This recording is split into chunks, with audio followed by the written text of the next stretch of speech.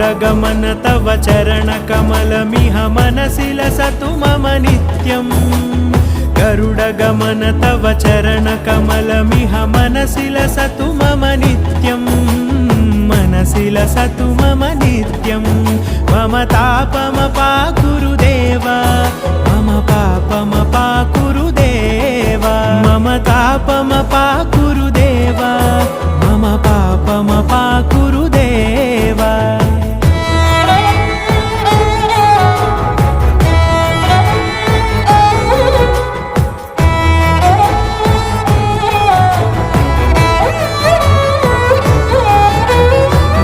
जनयन विधि नमुचिहरण मुख विबुध विनुत पद पद्मा